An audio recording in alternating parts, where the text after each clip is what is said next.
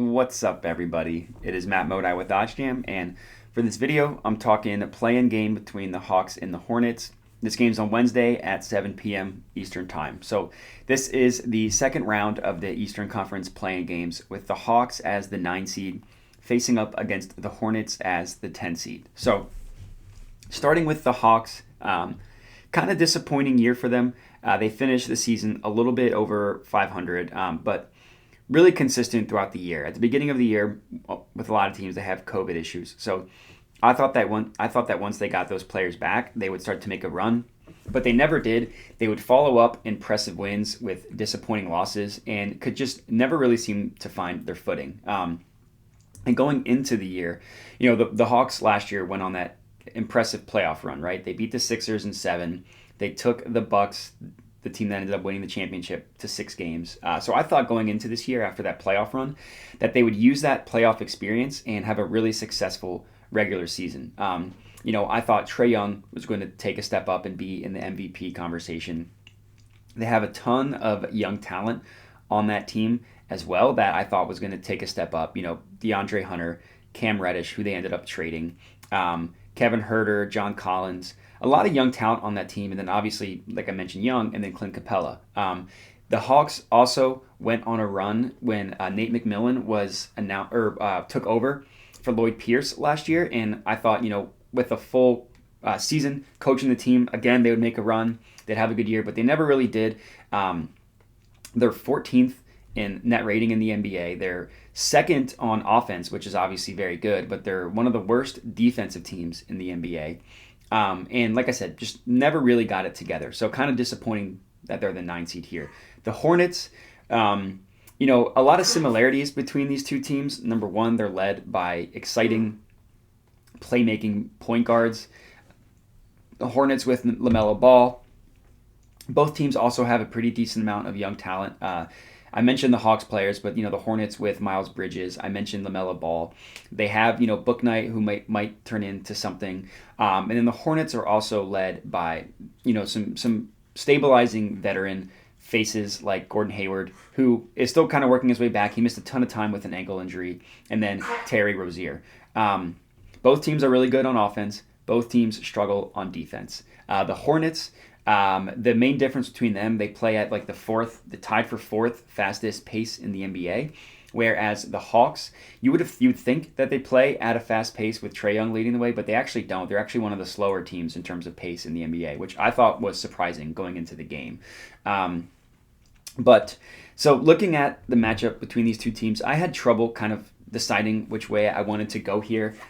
What I ended up settling on was I just think that the Hawks win this game straight up. The Hornets were in the play-in game last year. I thought they had a chance to make some noise. They got blown out. Again, they're the 10 seed.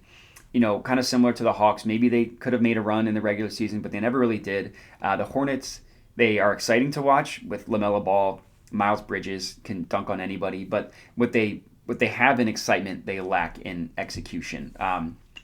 So despite the Hawks being disappointing this year, I do think that they get the win against the Hornets. So I didn't want to mess with the spread, which we'll talk about later. So I ended up just taking them straight up money line, minus 177 on BetRivers. That's where I put my big bet on this one. Right now, I'm just adding it to my bet tracker, the free tool that OddsJam offers.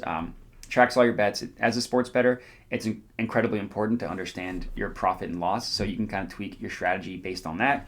And the bet tracker gives you insights to so much more. So I can't recommend it enough. Sign up for the bet tracker. It's completely free. But for this game, like I said, I'm just taking the Hawks money line. Looking at the spread, it's kind of interesting. Very rarely do you see just complete agreement among the sports books. Every single book in Virginia has this priced at Hawks minus 4.5.